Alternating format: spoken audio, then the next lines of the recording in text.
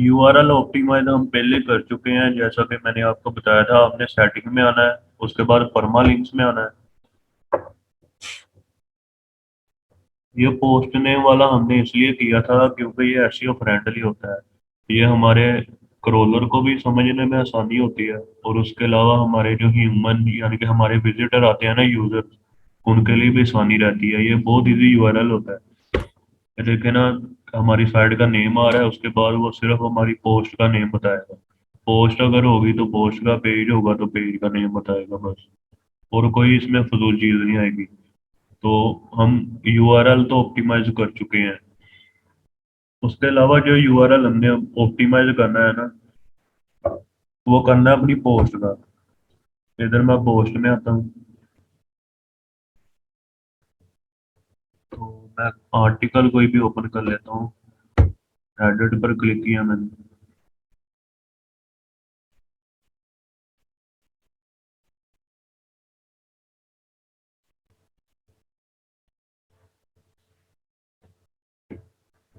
ये इधर जो हमारा टूल बार आ रहा है ना साइड पर,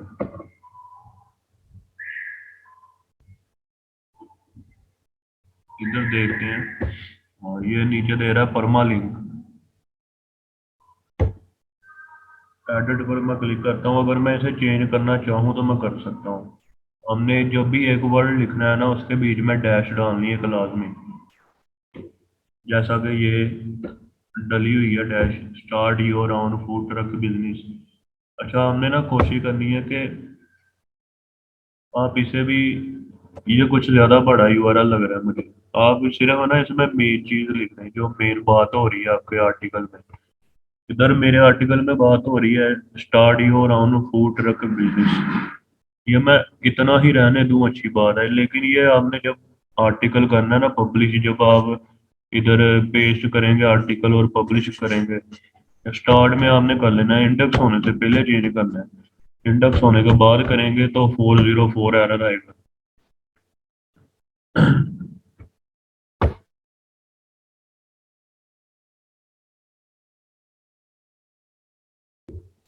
वो एरर इस सूरत में आएगा कि आपका आर्टिकल इंडेक्स हो चुका होगा गूगल पर। और जब कोई भी शख्स पुराने लिंक पर क्लिक करेगा ना, ना उसे पता है इन्होंने चेंज किया लिंक, और ना गूगल को पता है। तो उस सूरत में हमने इस मसले से बचने के लिए ना कोशिश करनी है कि हम स्टार्ट में ही कर लें जो भी चेंजिंग करनी यूआरएल में। बाकी आर्टिकल में तो आप जब मर्जी कर लें, इसका कोई इशू नहीं है।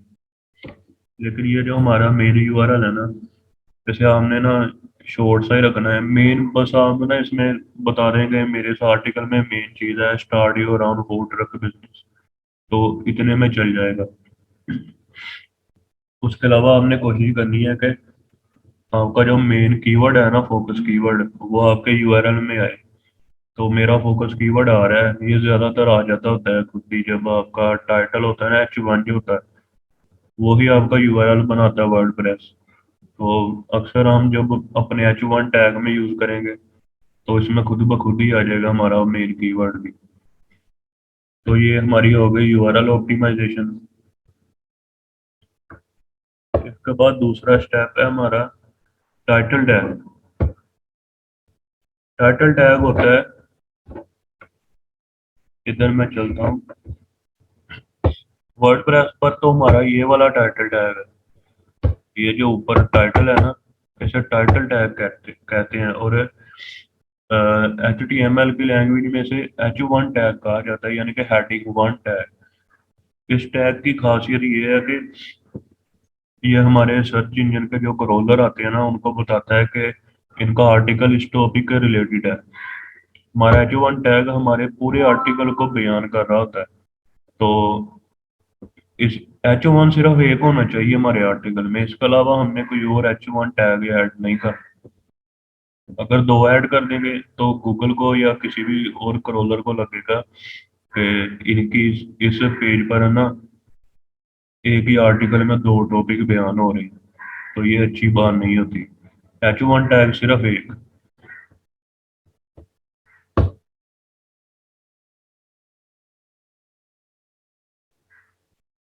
इधर मैं टेक्स्ट में आया।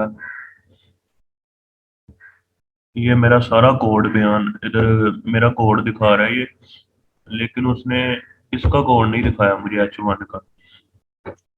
तो ये आप देख सकते हैं इधर एक पैराग्राफ का ब्लॉक है। ये कोडिंग में ऐसे होता है, अगर कोडिंग वाली साइट हो तो उधर ऐसे होता है। और ये H2 टैग में ये मेरी दूसरी हेडिंग रखी हुई है। तो वर्ड प्रेस पर तो इजीली ना ये सारा कुछ खुद हैंडल कर रहा है। आप H1 टैग इसमें ऑटोमेटिकली लगेगा। और नीचे आपने जितनी भी हेडिंग ऐड करनी है ना, ये जैसा कि इधर मैंने क्लिक किया, ये देखें हेडिंग कह रहा है हेडिंग 2। ये आप ऐसा कर सकते हैं, ये तो आप कोई भी आपकी मर्जी है, आप हेडिंग 2 यूज कर लें, 3 4 5 6 या जितनी भी आप करना चाहें। तो मैं आपको जो बेस्ट मेथड बताऊंगा ना हेडिंग को यूज करने का, अगर तो what is a food truck, वो फूड ट्रक के बारे में बता रहा है। अगर इसी से रिलेटेड इसके नीचे कोई इसकी एग्जांपल वगैरह है ना, फूड ट्रक की एग्जांपल आएंगी अगर मिसाल के तौर पर इधर अगर इधर होती, तो मैं उनकी जो हेडिंग थी ना उनको मैं H3 में रखता। आपने इसी तरीके से करना है। अगर आपका एक मेन बन रहा है ना, एक मेन हेडिंग बन रही है, और सब हेडिंग जो होती है हमारी, यानी कि इसी के मतलब अगर मेरी इसके नीचे हेडिंग होती what is a food truck, इसके नीचे types of food truck, example of food truck, तो मैं उनको रखता है H3 में। ये आपने कैसे रखना है, इसको मैं कट कर लेता हूँ। कट किया, ये मैंने डिलीट किया, फिर से इसे भी डिलीट किया। अब इन दो, ये भी एक ब्लॉक है, ये पैराग्राफ का ब्लॉक है, ये भी पैराग्राफ का ब्लॉक है, इनके बीच में कोई और ब्लॉक नहीं है। एक स्पेस दी मैंने, एंटर किया मैंने एक बार, ये ब्लॉक आ गया इधर। इधर आपने क्लिक करना है, इधर से हेडिंग सेलेक्ट कर लेनी है। हेडिंग 2 मैंने किया, कंट्रोल V किया, ये मेरी हेडिंग आ चुकी है सिंपली।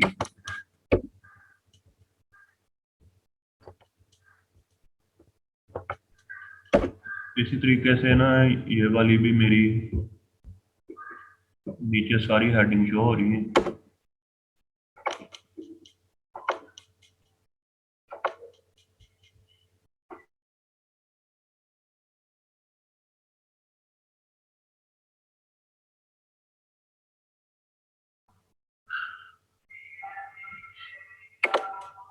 ये हमने टाइटल टैग भी देख लिया, और ये जो H1 H2 ये सब हमारा ना समझ लेंगे इसमें कवर हो चुका है सारा।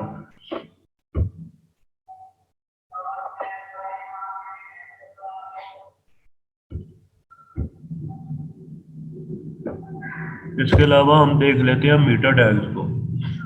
मीटा टैग में भी हमारा एक टाइटल टैग आएगा जो गूगल पर शो होता है। गूगल में जो हमारा शो होता है ना सर्च में, इधर मैं सर्च करता हूँ।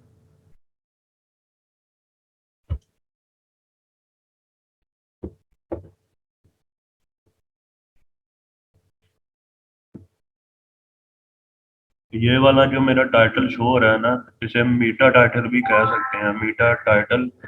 और ये जो नीचे आ रहा है मीटा डिस्क्रिप्शन। तो ये जो मेरा टाइटल है, ये हम वर्ड प्रेस में लगाएंगे बहुत इजी तरीके से। मैं पेजेस में आया,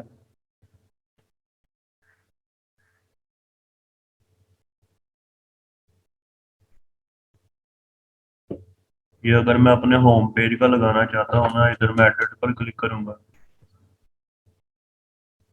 ये हम लगाएंगे योस्ट एसईओ के जरिए। हम तकरीबन अपनी सारी एसईओ उसी के जरिए करेंगे, योस्ट के जरिए।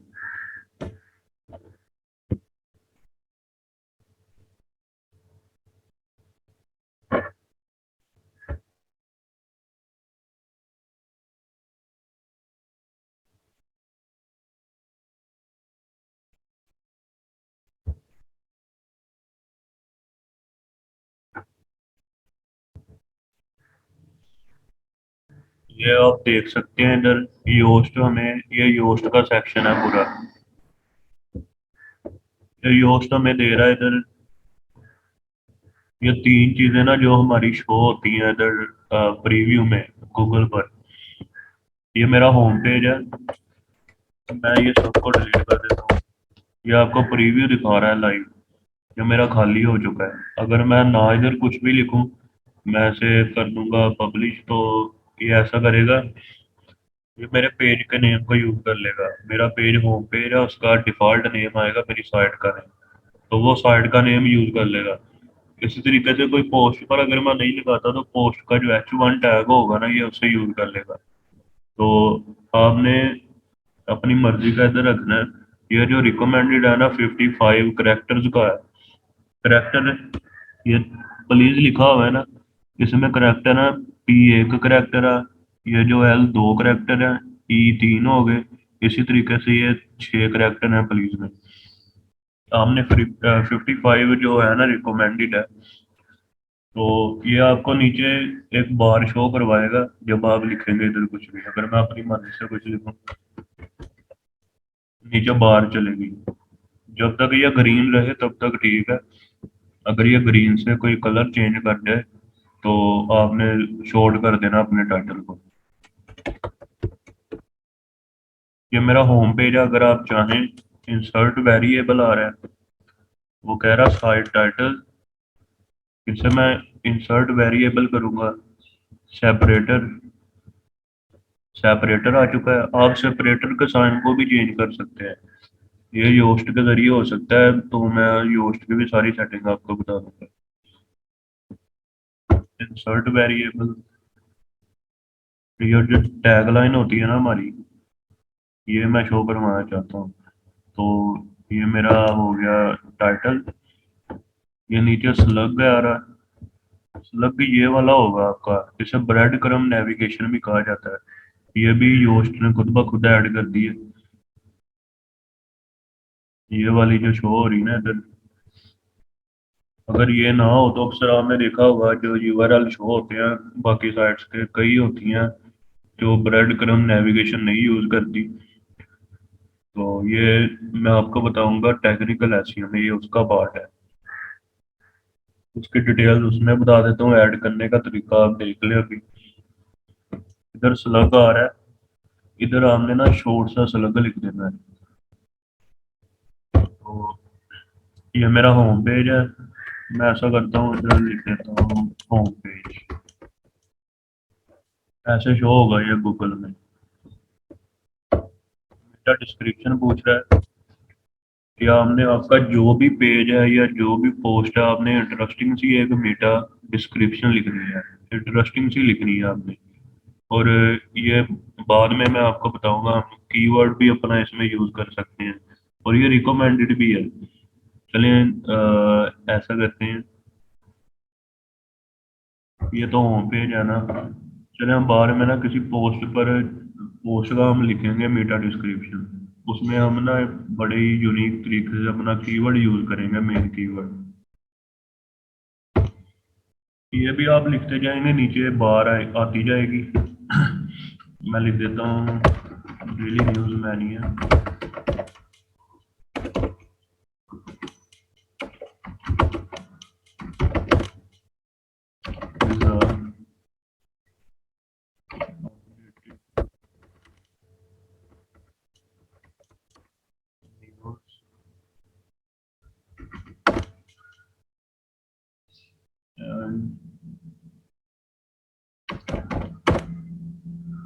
All type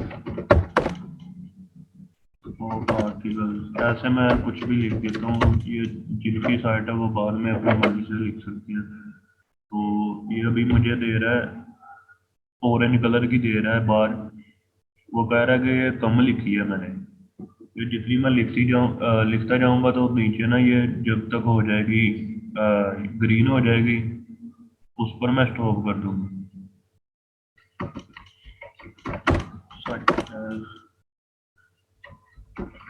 sports, entertainment.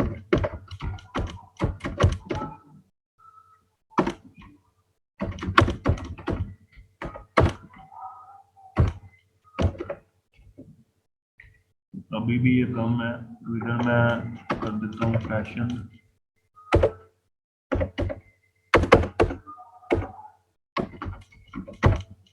अब ये ग्रीन हो चुकी है, तो आपने इसी तरीके से ये भी लिख देनी है। और ये सब कुछ आपने करके सिर्फ अपडेट कर देना है। ये होस्ट खुद ब खुद ही ऐड कर देगा। अब ये ना गूगल पर ऐसे दिखेगी, ये मोबाइल रिजल्ट है, ये डेस्कटॉप जो पीसी वाला रिजल्ट है।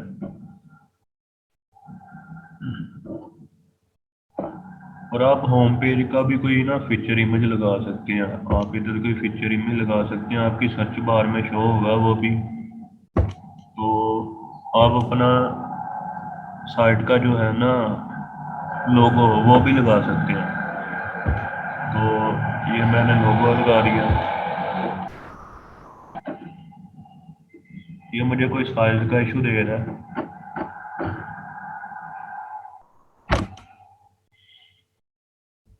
ये वो साइज बता रहा है, अगर मैं वो साइज यूज करूंगा तो फिर बिल्कुल ठीक नजर आएगी, नहीं तो ऐसी पिक नजर आएगी। तो मैं इसे फिलहाल रिमूव कर देता हूँ।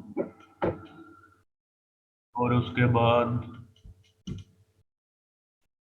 मीटर हमारे टैग भी हो चुके हैं, internal and external links. Internal link वो लिंक होते हैं जो हमारी साइट पर हमारे ही किसी और पेज पर जा रहे हों।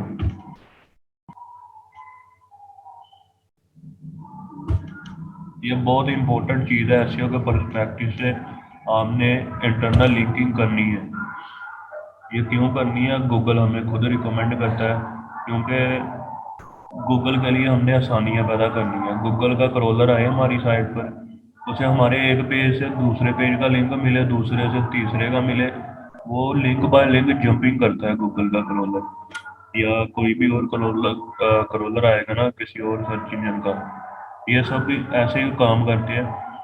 ये हमारा होम पेज है, हमने इधर मेन्यू रखा हुआ है।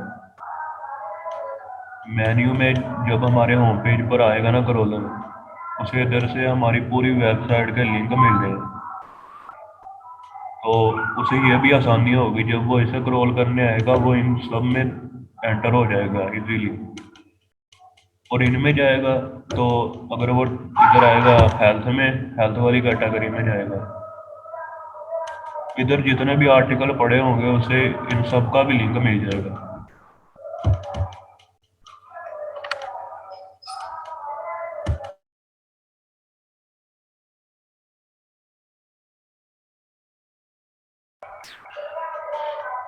अब इंटरनल लिंकिंग करनी कैसे है, ये मेरा एक आर्टिकल है, ये मैंने लिंक दिया है किसी और साइट को। एक तो एक्सटर्नल लिंक भी एक ना एक लाजमी होना चाहिए। एक्सटर्नल लिंकिंग तो जब हम आर्टिकल लिखेंगे तब मैं आपको बताऊंगा हमने कैसे जिधर से हमने सोर्स लेना है ना अपना आर्टिकल लिखने का, जो सोर्स है हमारा, कि हम इनकी मालूमात के जरिए लिख रहे हैं, उनको हमने एक लिंक करना ही होता है लाजमी, क्योंकि हमारी सारी अपनी सर्च तो नहीं होती। और इंटरनल लिंक का हमने ना कोशिश करनी है कि कंटेंट जब आप लिखें ना, आप एक टॉपिक पर जितना कुछ भी बनता है आप कवर कर दें। ये जो how to style a bob hair style in just 10 minutes, मेरी साइट पर इसके इससे रिलेटेड कोई होगा ना और आर्टिकल, तो मैं अपने जो आर्टिकल में ना इसमें उसका लिंक दे सकता हूँ। अगर मैंने हेयर स्टाइल पर ही कोई और आर्टिकल लिखा है ना इससे मिलता जुलता, मैं इधर कहीं ना कहीं उसी कीवर्ड में मैं उसका दे दूंगा, उसी कीवर्ड में मैं उसका लिंक दे दूंगा, हाइपर लिंक दे दूंगा। तो एक तो ये एसईओ के लिए रिकमेंडेड है। उसके बाद जब हमारा क्रॉलर इसको क्रॉल कर चुका होगा ना, फॉर एग्जांपल ये मेरी पहले ही ये वाला आर्टिकल इंडेक्स हो रहा है, तो जो मेरा न्यू आर्टिकल होगा उस इंडेक्स होने में बहुत आसानी होगी, क्रॉलर इसके जरिए आसानी से उस तक भी पहुंच जाएगा। क्रॉलर के अलावा जो ह्यूमन है ना, आपके जो यूजर आएंगे इधर, हो सकता है वो भी पढ़ते पढ़ते वो आर्टिकल भी पढ़ना चाहे, वो क्लिक करके उधर चले जाए, तो आपको ये भी फायदा होगा इसका।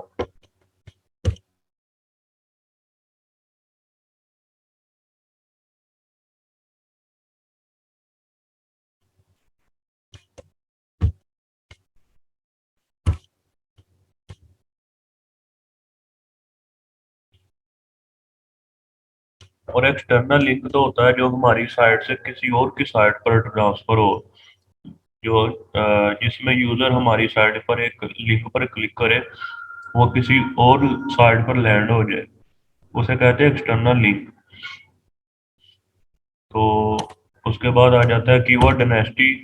ये मैं पहले बता चुका हूँ आपको, बाद में भी हम डिटेल में जाएंगे इसकी आर्टिकल राइटिंग में। कीवर्ड कैनिबलाइजेशन, कैनिबलिज्म और ओवरलैपिंग, ये भी मैं आपको बता चुका हूँ कि हमारे एक पेज के कीवर्ड एक पेज पर ही रहने चाहिए, किसी और पर ना जाए। उसके अलावा इमेज एसईओ, ये मैं आपको अभी बता देता हूँ।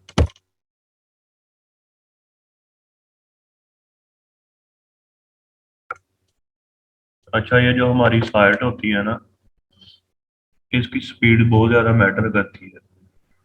और एक जो सबसे ज़्यादा स्पीड में अगर स्लो हो ना, तो सबसे बड़ा रीज़न हो सकता है इमेज।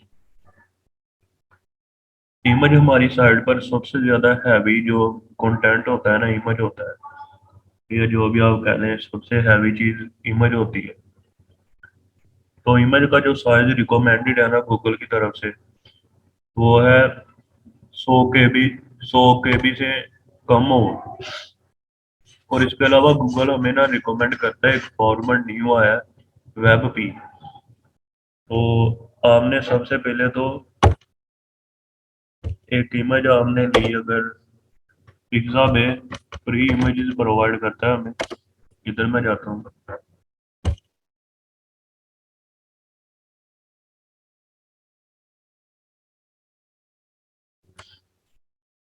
इधर मैं सर्च करता हूँ।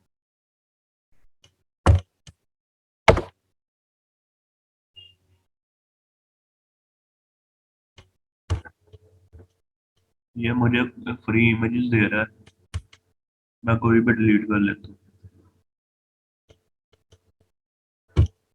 फ्री डाउनलोड, ये मुझे कुछ क्वालिटी वगैरह बता रहा है इधर। तो फिलहाल मैं ये वाली कर लेता हूँ, जेपीजी 364 KB की है।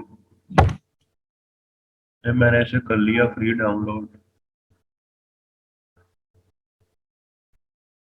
अच्छा, एक और चीज़, आपने जो थंबनेल होगा ना आपके हर आर्टिकल का, उसका साइज आपने रखना है एक, जो रिकमेंडेड है ना वर्डप्रेस की तरफ से, वो है 1200 बाय 628।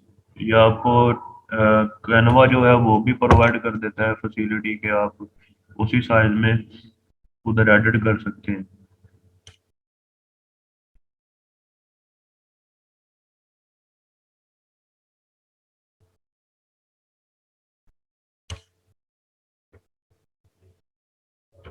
और ये मेरी जो इमेज आई है ना, ये आई है 364 KB की। तो गूगल का रिकमेंडेड साइज है 100 KB से कम। इसे कम करने के लिए आप कोई भी कंप्रेसर, जो कंप्रेसर होते हैं ना सॉफ्टवेयर, उनका यूज कर सकते हैं। एक साइट है इमेज रिसाइज,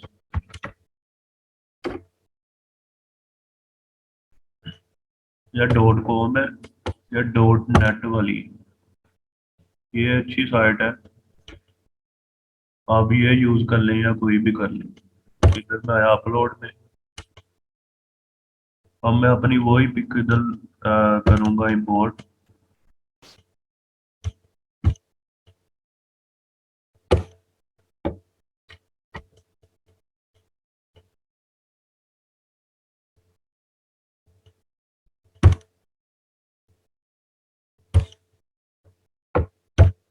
ये मैंने इधर ओपन की।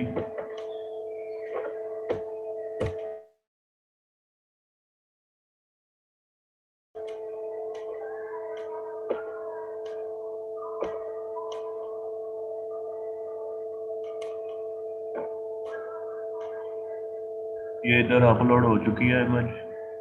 ये हमें इधर क्रॉप का दे रहा है ऑप्शन। आप करना चाहें या ना करना चाहें, ये ऑप्शनल है। रोटेट का पूछ रहा है, और ये इसका साइज अगर आप चेंज करना चाहें तो कर लें। नहीं तो आपने आना है इधर, क्वालिटी जेपीजी रहने देनी है आपने। और ये इधर से पूछ रहा है आपने प्रोग्रेसिव कर देना है, और पहले से आप ले आए 80 तक ले आए, रिसाइज पर क्लिक करें। ये इसने कम किया है, ये पहले था 545 और अब 178 है।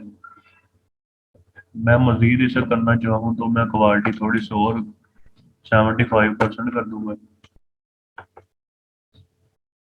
ये आपकी क्वालिटी पर कोई ज़्यादा असर नहीं करता ये कंप्रेशन, ये 19-20 का फर्क ही पड़ता है। 129 हो चुकी है, मैंने थोड़ा सा और कम कर दिया। ये अब मेरी ना 97 हो चुकी है। इसे मैं कर लूंगा इधर से डाउनलोड।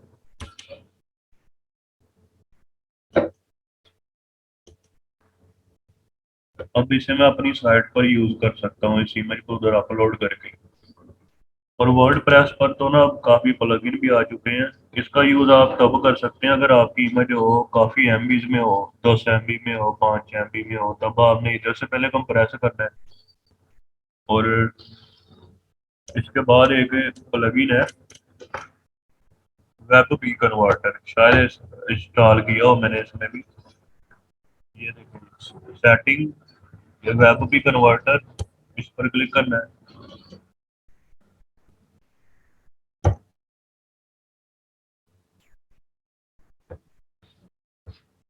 इधर ये कुछ इसकी मेन सेटिंग है, आपने इन सबको टिक कर लेना है, और बाकी कोई सेटिंग नहीं आपने छेड़नी। और ये इधर इमेज क्वालिटी 80% ही रहने दें या 75 भी कर सकते हैं आप। और ये नीचे आपने आना है, पहले सेव चेंजेस करना है। आप इधर तब आ सकते हैं अगर आपने अपनी साइट पर इमेजेस अपलोड कर दी हैं, कोई 5 से 6 कर दी है न्यू, तब आप आ सकते हैं। सिर्फ आपने रीजनरेट पर क्लिक करना है, ये खुद ब खुद ही इधर ये 100% हो जाएगा, तो आपकी इमेजेस हो जाएंगी कंप्रेस। ये कंप्रेस करके इसका फॉर्मेट कर देगा वेब पी में। ये बहुत अच्छा प्लगइन इस मामले में है, आसान भी है। तो इसका भी आप यूज कर सकते हैं वेब पी में कन्वर्ट करने के लिए। और आप कोशिश किया करें कि आप जब भी इमेज अपलोड करें वो 100 KB में हो। और एक जो मेथड है ना, आपकी कोई भी इमेज है, आप कैनवा पर ले जाएं उसे, उधर आप अपलोड करें कैनवा में। और कैनवा से जब आप एक्सपोर्ट करेंगे ना, तो जो फ्री वर्जन होता है कैनवा का, वो क्वालिटी को खुद ब खुद ही कंप्रेस करके ना हमें 100 KB के अंडर ही देता है। तो कैनवा भी आपको ना क्वालिटी अच्छी देगा। आप उधर इमेज ले जाएं, कुछ भी उसे एडिट ना भी करें, जब आप एक्सपोर्ट करेंगे ना, जेपीजी आपने सेलेक्ट करनी है, वो आपको 70 या 40 इतने केबी में इमेज कर देगा आपकी। तो वो भी अच्छा मेथड है, मैं अक्सर वो भी यूज कर लेता हूँ। और उसके बाद ये वाला भी मैं यूज करता हूँ।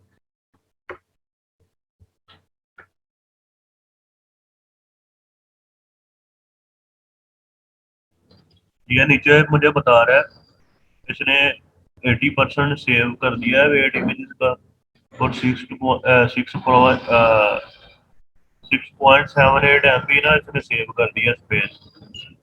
तो आप इधर से देख सकते हैं।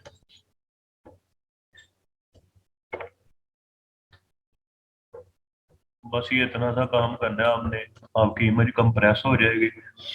और इमेज ऐसी हो, फिलहाल हम इधर रोक देते हैं, हमारा टाइम खत्म होने वाला है।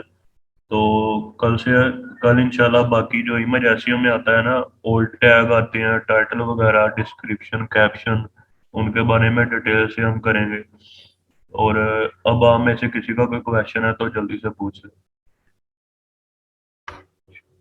पिछले लेक्चर में हमने ऑन पेज एसईओ के बारे में काफी कुछ देखा था। और एंड पर मैं बता रहा था आपको इमेज एसईओ। इमेज एसईओ में सबसे पहले मैंने आपको कंप्रेशन के बारे में बताया था, इमेज का साइज कितना होना चाहिए, और कंप्रेस करनी भी आपको सिखाई थी। इन सब चीज़ों को देख लें, पॉइंट आपके सामने नजर आ रहे हैं, आपको स्क्रीन शेयर हो रही है। इनमें से जो भी आपको नई समझ लगी थी वो मुझसे पूछ लें। सबको लग गई थी समझ? जी सर, समझ लग गई थी। एक्चुअली रिपीट जब हम करते हैं तो उसके लिए हमें फिर प्रीवियस लेक्चर की जरूरत पड़ती है, तो हमारे पास नहीं होता है। तो उसके लिए रिकॉर्डिंग अगर जल्दी काइंडली दे दिया करें तो। वो रिकॉर्डिंग बस ना आजकल रमजान की वजह से काम बढ़ जाते हैं, तो इंशाल्लाह कोशिश करेंगे आज रात तक। इमेज एसईओ में सबसे पहला पार्ट था कंप्रेसिंग का। उसके बाद आज हम करेंगे ओल्ड टैग। पहले मैं वर्डप्रेस साइट ओपन कर लेता हूँ। अच्छा, ये जितने भी आपको टैग्स का किसी भी चीज़ के नाम के साथ टैग लिखा हुआ नजर आए ना, ये टैग लगते हैं HTML के अंदर। तो वर्डप्रेस इसे खुद ही हैंडल कर लेता है, क्योंकि HTML कोडिंग में जितना भी कोड लिखा जाता है वो टैग्स के अंदर लिखा जाता है। आप अपने ना सभी प्लगइन को ऑटोमेटिक अपडेट पर लगा दें। इधर आप प्लगइन में आकर सबको सिलेक्ट कर लें, और ये अनेबल ऑटो अपडेट आ रहा है, इस पर अप्लाई कर दें। ये खुद ब खुद ही होते रहेंगे अपडेट। चलें अब अपने टॉपिक की तरफ बढ़ते हैं। इधर मैं मीडिया में आया, कोई भी पिक मैं ओपन कर लेता हूँ। ये पिक मैंने ओपन कर ली। ये ओल्ड टैग को वर्डप्रेस कहता है अल्टरनेटिव टेक्स्ट। ये होता क्या है? ये होता है, हमने ना अपनी, हमारी तो साइट वर्डप्रेस पर है, जो कस्टम होती है उन्होंने इमेज के साथ, इमेज का जो उनका एड्रेस होता है ना, कोड में जो हमारी इमेज का एड्रेस बनता है URL, उसके साथ एक लिखना होता है ओल्ड टैग। उसके बाद ओल्ड टैग में हमने लिखना होता है हमारी इमेज में है क्या। ये किस लिए लिखना जरूरी है? ये लिखना इसलिए जरूरी है कि सर्च इंजन जो जितने भी क्रॉलर आते हैं ना, वो क्रॉल कर लेते हैं, इंडेक्स भी कर देते हैं। इमेज को वो क्रॉल कर लेते हैं, इंडेक्स कर लेते हैं, लेकिन उनको समझ नहीं आती इसमें है क्या। क्योंकि मैंने आपको बताया था, जो क्रॉलर होते हैं ना, वो हमारी साइट की कोडिंग को ही देखते हैं बस। उनके लिए हमारी साइट वो है। ये अपेयरेंस तो हमें ब्राउजर कन्वर्ट करके दिखा रहे हैं ऐसी अपेयरेंस। मैं ये साइट ओपन करता हूँ, यही साइट मैं ओपन करता हूँ इधर।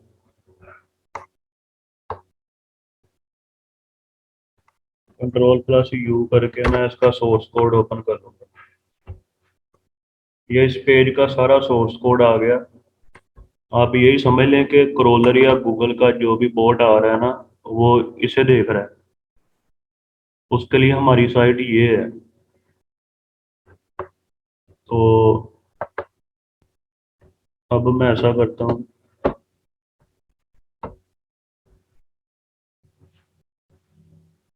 ये वाली इमेज थी, इस पर मैंने क्लिक किया।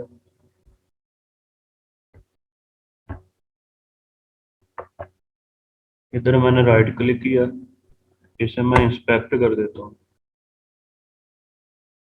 ये जैसे जैसे मैं माउस को स्क्रॉल करूंगा, ये मैंने इधर क्लिक किया तो ये मेरी इमेज का सारा दिखाएगा नीचे डाटा।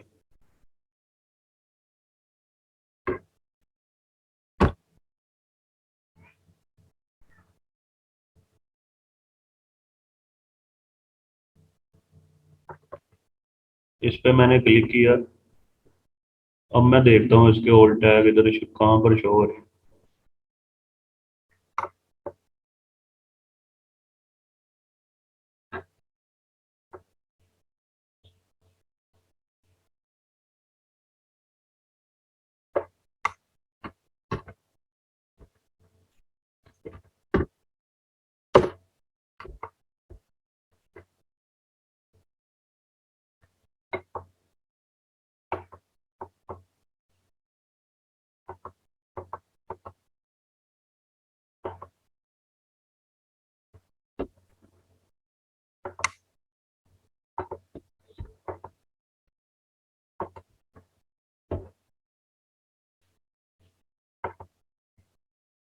ये इधर बहुत छोटी सी स्क्रीन दिखा रहा है, तो अच्छा मुझे पता नहीं लग रहा।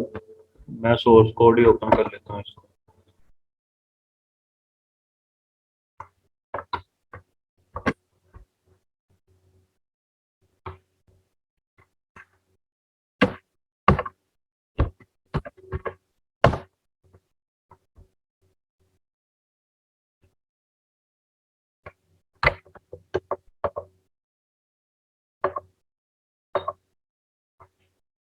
ये देखें, इमेज ओल्ड, ये ओल्ड टैग है, और ये इमेज का यूआरएल आ रहा है, और ये आई थिंक ये ग्रा वाटर का दिखा रहा है।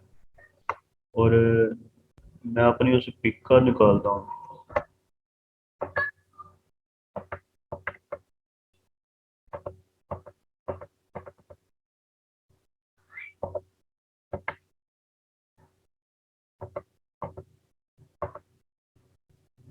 और ये वाला बता रहा है आर्ट इज इक्वल टू लोगो, ये लोगो का है। ये आप जो भी उधर से लिखेंगे वो ही इधर हमारे कोड में ऑटोमेटिकली टैग बन जाएगा। तो चलें आप ये से समझ लें कि ये जब क्रोल होता है ना, तो उनको इधर से ही पता चलता है इस इमेज में क्या है। तो इसलिए बहुत ज़रूरी है कि ओल्ड टैग को मिस नहीं करना आपने। आपने ये बताना है कि इस पिक में हो क्या रहा है। मैं उसकी और मिसाल दे देता हूँ आपको। इधर से मैं पिक कार की निकाल लेता हूँ।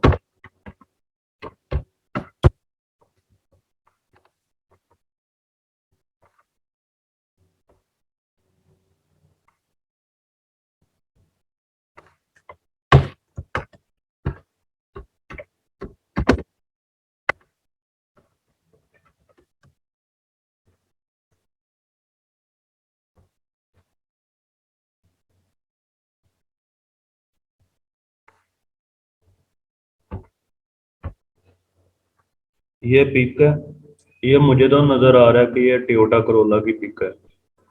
और उसके अलावा ये यूज़र को भी पता चल रहा है। मेरी साइड पर अब मैंने पिक लगा दी, मैंने ओल्ड टैग नहीं लगाया। अगर कोई यूज़र मेरी साइड पर आएगा उसे पता चल जाएगा ये किस चीज़ की पिक है, और क्रोलर को नहीं पता चलेगा।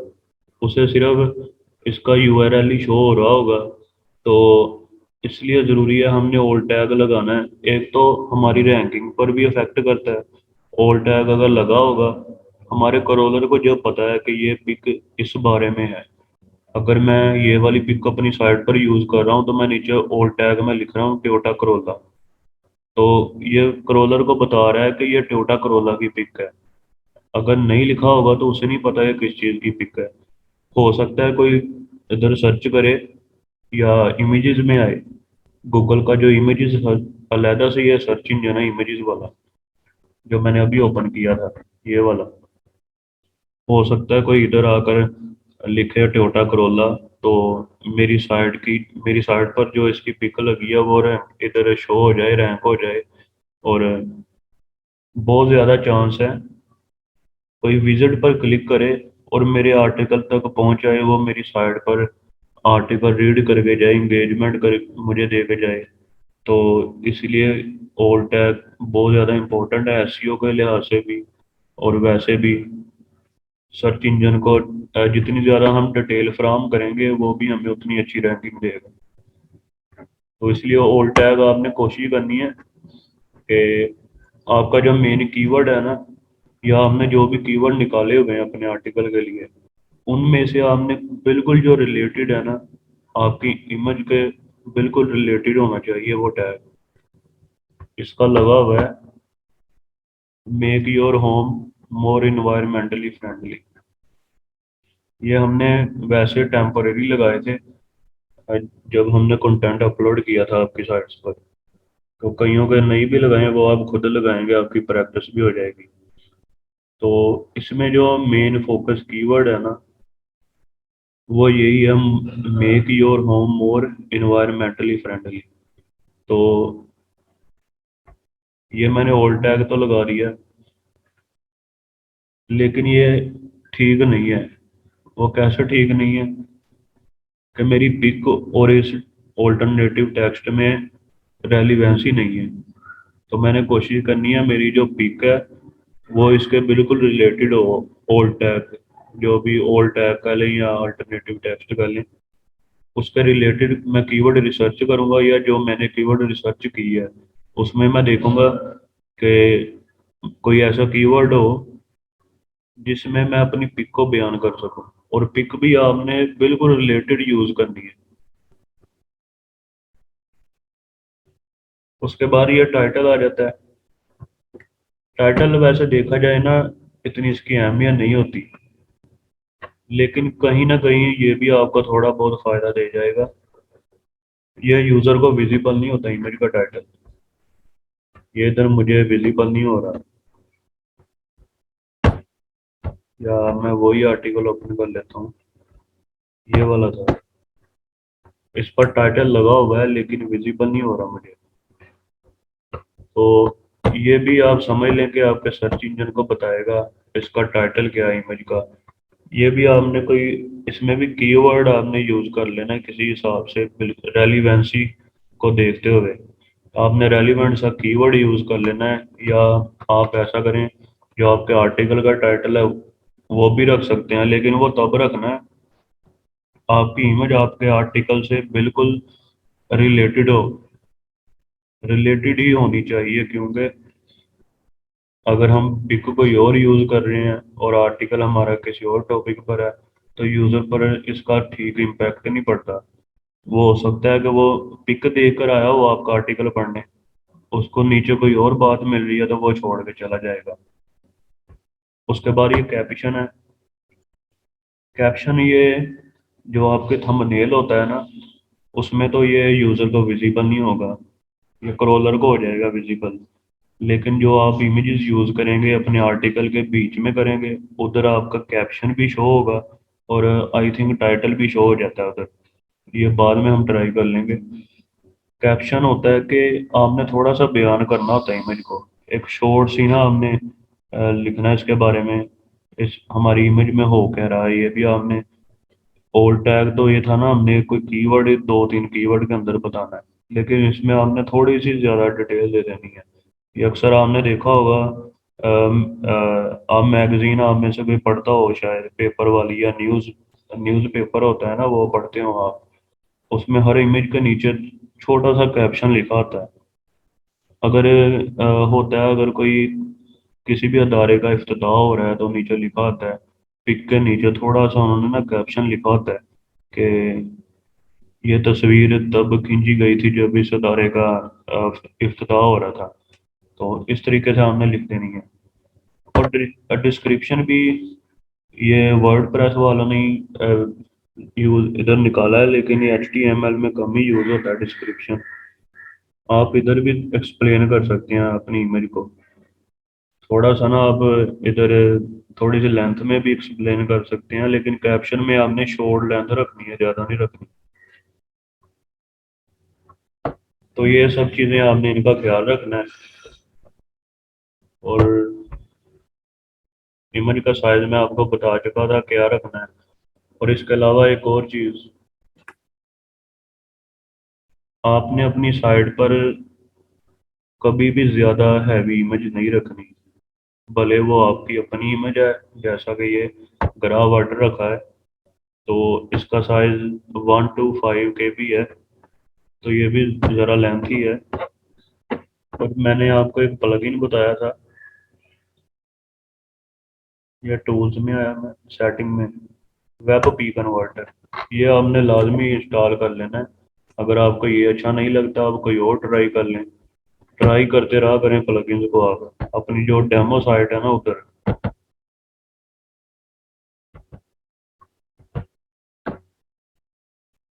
इधर आपने सिर्फ सेटिंग मैंने आपको बता दी थी, सेटिंग आपने अपने हिसाब से रख लेनी है। और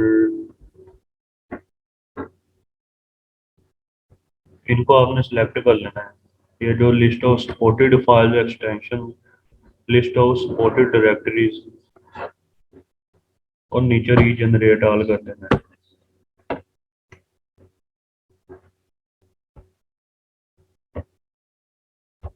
और इसके अलावा अगर आप चाहते हैं, मैं रीलोड करके दिखाता हूँ।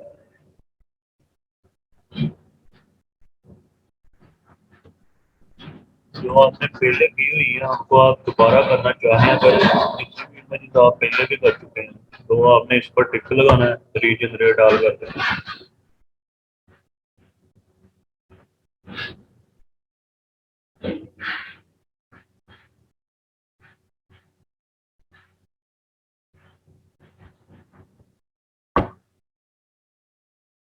तो ये आपका इमेज एसईओ कंप्लीट हो चुका है। आपने इन सब बातों का ख्याल रखना है जब भी इमेज अपलोड करनी है।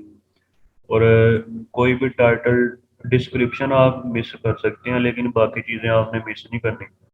डिस्क्रिप्शन भी अगर आप लिखना चाहें तो लिख सकते हैं। आपने टाइटल, ओल्ड टैग और कैप्शन, इन चीज़ों को मिस नहीं करना। उसके बाद ये है एंकर टेक्स्ट।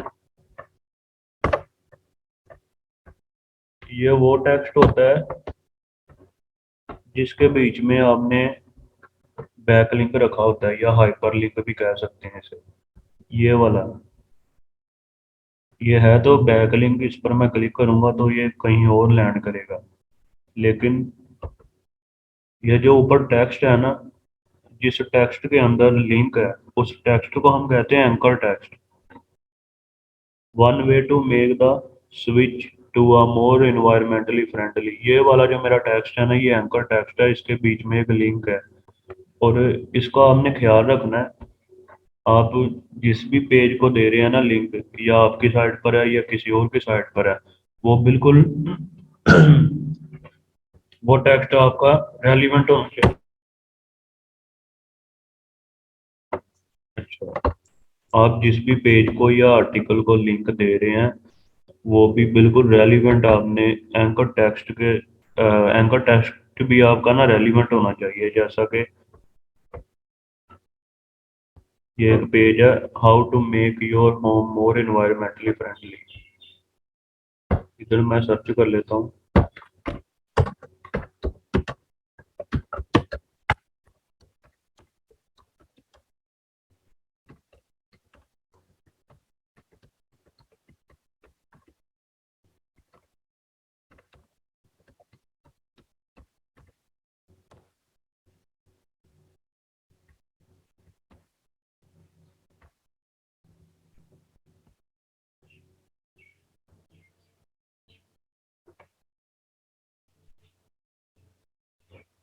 मैं कोई भी आर्टिकल ओपन कर लेता हूँ। ये वाला कर लिया मैंने।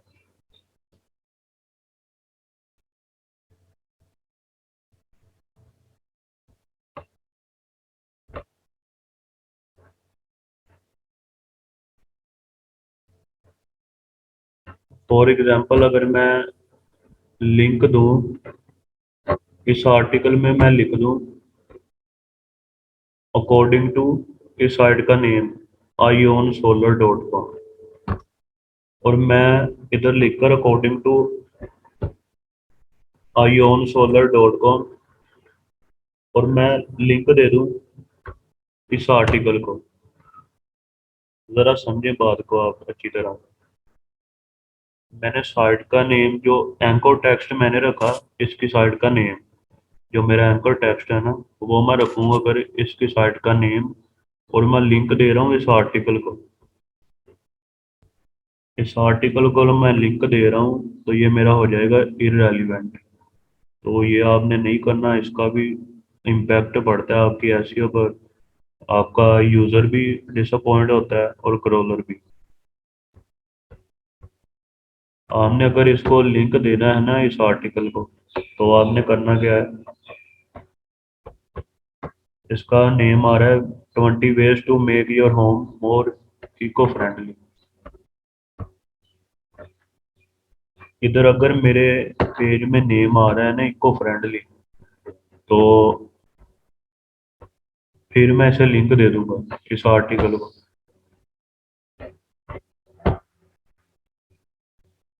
या इको फ्रेंडली कह लें या इन्वायरमेंटल, सेम चीज़ आ जाती है। मेरे आर्टिकल में जिधर नेम आएगा ना इन्वायरमेंटल फ्रेंडली, ये जैसा कि switch to a more environmentally friendly, मैं इतने सिर्फ इतने टेक्स्ट को इन्वायरमेंटली फ्रेंडली इसे भी लिंक दे सकता हूँ। या अगर ऐसा हो कंप्लीट लिखा हो हाउ टू मेक या make your home more environmentally friendly, तो उसे भी मैं इस आर्टिकल पर लिंक दे सकता हूँ, तो ये रेलिवेंट होगा। आपने इस चीज़ का भी ख्याल रखना है।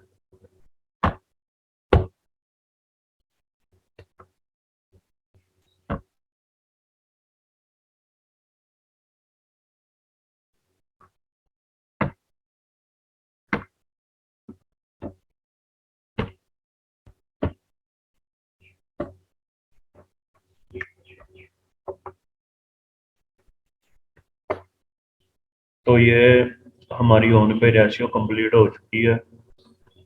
अब आपका कोई भी क्वेश्चन है तो पूछ लें, और अगर कोई चीज़ मिस हो गई है ना तो बाद में मैं आपको वो भी बता दूंगा अगर कोई रहती होगी। वैसे मैंने कोशिश की है कि कोई रहे ना चीज़। अब आप क्वेश्चन कर सकते हो ऑन पेज एसईओ के बारे में। सही है, एंकर टैक्स का हमारे आर्टिकल को क्या फायदा होता है? क्या? एंकर टैक्स का हमारे आर्टिकल को क्या बेनिफिट होगा? आपकी आवाज़ बहुत कम आ रही है। आपने एंकर टैक्स के बारे में बताया, उसका हमारे आर्टिकल में अगर हम उसको शामिल करते हैं तो उससे क्या फायदा होगा हमारे आर्टिकल को?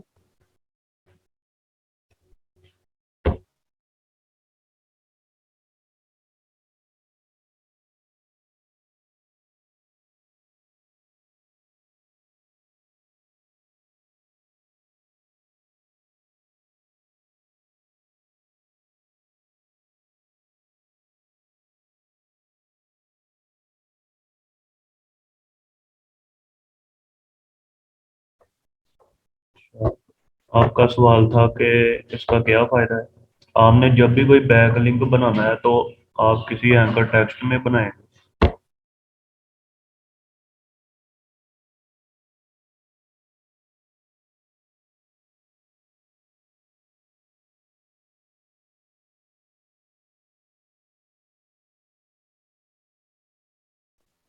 सर, आपका माइक बंद है।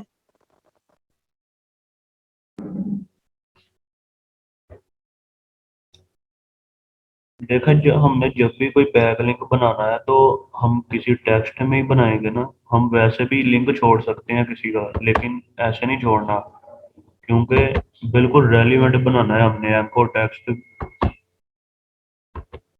जैसा कि आपने देखा होगा,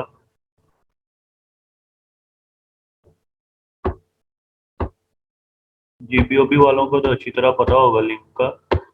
और आपने अक्सर साइट्स पर बैक लिंक तो देखे होंगे। आई थिंक आप सब जीपीओबी का काम करते हैं, तो आपको बताने की ज़रूरत नहीं है। अगर मैं चाहूँ कि मैं इस आर्टिकल में से लिंक दूँ किसी और को, या भले ही वो मेरा ही पेज है या किसी और की साइट है, तो मैं जिस भी टेक्स्ट में दूंगा ना लिंक, वो होगा मेरा एंकर टेक्स्ट। अगर मैं चाहता हूँ कि मैं इस टेक्स्ट में लिंक देना चाहता हूँ किसी को, डिफरेंट टाइप्स ऑफ है, इतना मैंने सेलेक्ट कर लिया। और ये लिंक का आपको ऑप्शन नज़र आ रहा है, इंसर्ट लिंक। इधर क्लिक करना है। इधर आपने दे देना है लिंक, कोई भी लिंक जो भी आपका है ना। आपने एक और चीज़ आपने ध्यान रखनी है कि लिंक कोई गलत ना टाइप हो जाए आपसे। आपने खास ख्याल रखना है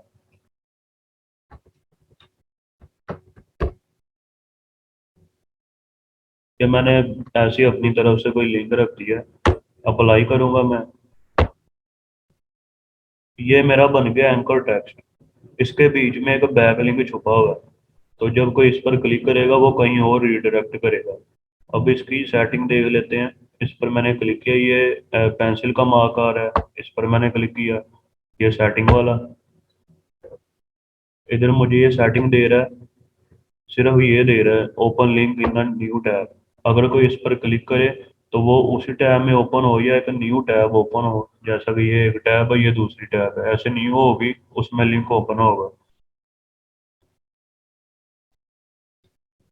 अगर आप चाहते हैं कि आप लिंक को बनाएं नो फॉलो, तो वो मैंने पहले आपको समझाया था। ये ना हम एंड पर भी डिटेल में इस पर बात करेंगे, do follow no follow link types, no follow के आता है, डू फॉलो के आता है, इनको बनाया कैसे जाता है, ये बाद में हम सारा डिटेल में देखेंगे। तो ऐसे ये जो हमारा एंकर टेक्स्ट है उसके बीच में होता है बैकलिंक। अब क्लियर हुआ आपका क्वेश्चन? जी सर, क्लियर है। तो इसके बाद आ जाती है टेक्निकल एसईओ। ये थोड़ा सा ना नाम की तरह टेक्निकल होगा, तो आपको ये जरा माइंड को अपने टेक्निकल करके समझना होगा इसे। इसमें सबसे पहले तो मैंने रखा है एसएसएल सर्टिफिकेट को, क्योंकि ये स्टार्ट में ही आपकी साइट पर लगा होना चाहिए। अगर ना लगा हो तो हमारे जो लिंक होते हैं ना, HTTP के साथ ही इंडेक्स हो जाते हैं। अगर बाद में हम लगाएं तो हमें रीडायरेक्शन काफ़ी ज़्यादा लगानी पड़ जाती है। तो इस मुश्किल से बचने के लिए हमने स्टार्ट में ही अपनी साइट पर SSL सर्टिफिकेट लगाना है। ये एक तो आपने होस्टिंग जो बाई की हुई है होस्टिंगर से, उन्होंने आपको दिया फ्री में। ये एक क्लिक पर इंस्टॉल हो जाता है। ज़्यादातर होस्टिंग हमें फैसिलिटी देती हैं कि एक क्लिक पर है ना हम इंस्टॉल कर सकते हैं। अगर आप कहीं और से बाय करते हैं SSL, वो आपको दे देंगे फाइल, आपने उधर आकर कर देनी है अपलोड, या जो भी अगर टेक्स्ट हो आपने कॉपी पेस्ट करना है, आपके होस्टिंग के जरिए इंस्टॉल हो जाएगा। और दूसरा मेथड है कि आप प्लगइन्स का भी सहारा ले सकते हैं। ये भी बाद में इंशाल्लाह हमारे यूट्यूब चैनल पर वीडियोज आएंगी इस पर भी, इंस्टॉल करने के मेथड पर। एक और जो मेथड है वो क्लाउड फ्लेयर। आपने क्लाउड फ्लेयर पर साइन अप कर लेना है, अपनी साइट को अटैच करना है उसके साथ। अटैच करेंगे वो आपको एक फ्री में SSL दे देता है क्लाउड फ्लेयर। आपने सिर्फ अटैच करना होता है और एक प्लगइन इंस्टॉल करना है। उसका नेम है flexible SSL for Cloudflare. वो इंस्टॉल करना है, सिर्फ आपने इंस्टॉल ही करना है। वो खुद ब खुद ही अटैच कर देगा क्लाउड फ्लेयर को उसके साथ। और क्लाउड फ्लेयर का एक अपना भी आता है प्लगइन। वो होता है कि स्पीड ऑप्टिमाइजेशन के लिए, सिक्योरिटी के लिए। वो भी हमने अपने अकाउंट के साथ उसे करना होता है कनेक्ट API के जरिए। और SSL के बारे में आपको ये भी बताया था कि ये होता है हमारी साइट को मजीद सिक्योर करने के लिए। ये इसकी पहचान होती है HTTP के साथ S लगाओ।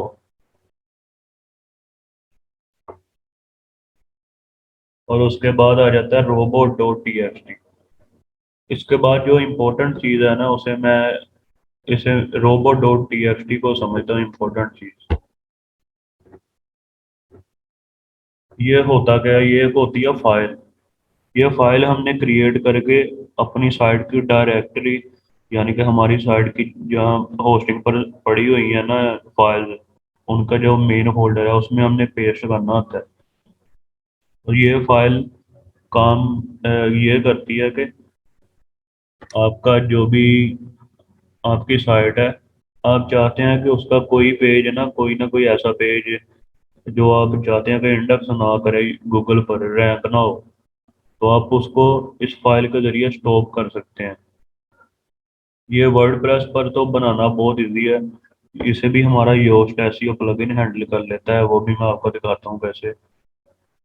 और चलें ऐसा करते हैं, योस्ट, ये योस्ट वाला जो बटन नज़र आ रहा है इस पर क्लिक करना है।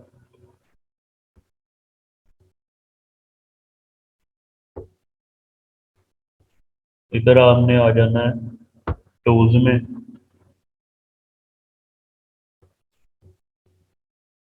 टूल्स में आने के बाद ये दूसरे नंबर पर आ रहा है फाइल एडिटर, इस पर क्लिक करना है। ये देखें, ये जब आप न्यू साइट पर new Yoast SEO plugin install करेंगे तो वो इधर आपको ये फाइल नहीं दिखाएगा, वो कहेगा कि create robots dot TXT file. आपने उस पर क्लिक करना है, वो खुद ब खुद ही क्रिएट कर देगा। अब ये कुछ इस तरह से हमने कमांड देनी होती है। यूजर एजेंट ये जो स्टार नज़र आ रहा है इसका मतलब है कि जितने भी है ना करोलर उन सब के लिए है ये। वो कह रहा है डिसअलाउ WP डैश एडमिन। ये जो हमारा WP डैश एडमिन है वो कह रहा है कि इसे डिसअलाउ कर दिया करोलिंग के लिए।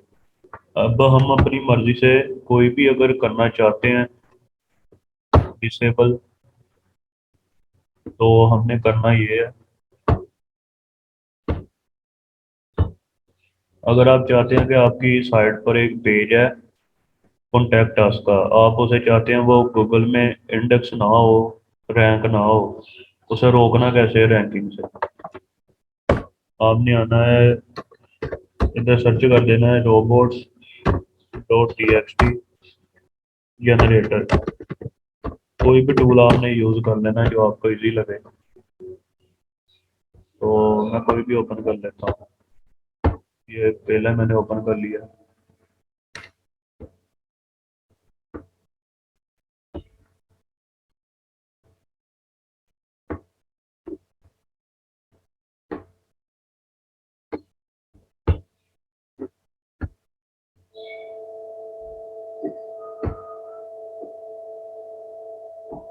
इधर अलाउ का है। अगर मैं इधर डिसअलाउ की कमांड रखना चाहूँ तो डिसअलाउ भी रख लिया मैंने। ये कस्टम का है, मैं कस्टम वाला यूज़ कर लेता हूँ।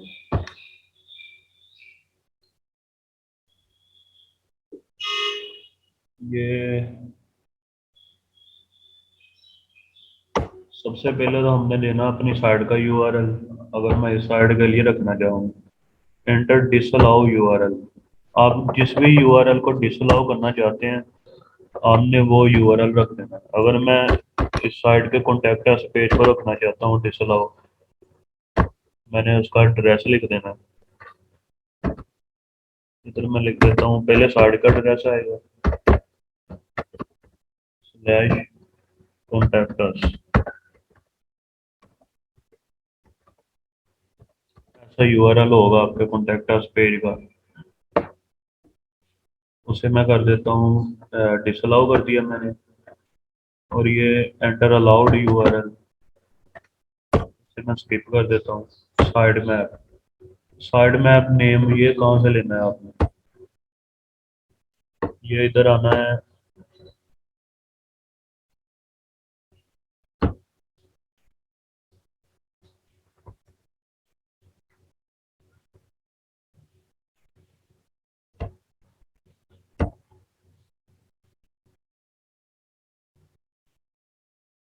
सर्च अपीयरेंस में आना है आपने, और नहीं सॉरी, जनरल में आना है। इधर फीचर्स, और ये साइड में अभी हमें पहले मैनुअली बनाना पड़ता था, लेकिन ये योस्ट ने ये भी काम आसान कर दिया। इन्होंने ये खुद ब खुद ही ऐड करना शुरू कर दिया। इसे ऑन रखना है आपने। और ये मैं करूँगा सीधा XML साइड मैप। ये मेरा साइड मैप आ गया। इसे मैं इसका एड्रेस कॉपी करूँगा, इधर रख दूंगा। और ये मुझे पूछ रहा है कौन से बोर्ड के लिए आपने ब्लॉक करना है। अगर मैं चाहूँ कि सिर्फ गूगल के लिए करूँ तो ये गूगल, अगर मैं MSN के लिए, अगर मैं ऑल पर क्लिक करूँगा ये सब बोर्ड्स के लिए ब्लॉक कर देगा।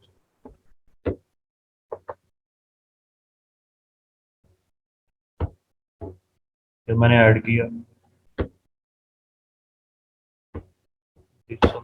मैंने पहले लिखा था, इसने डिलीट कर दिया, उसका खुद ही रिमूव कर दिया। मैं यही रख लेता हूँ।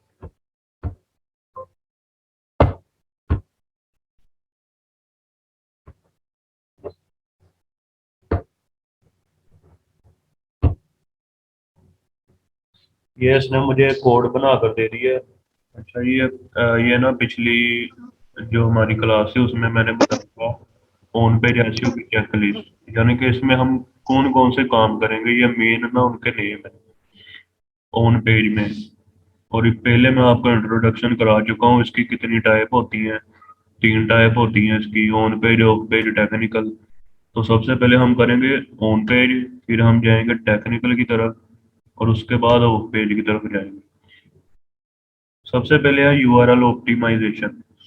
तो मैं पहले ओपन कर लेता हूँ, कोई साइट ओपन कर लेता हूँ। में से किसी की साइट ओपन कर लेता हूँ।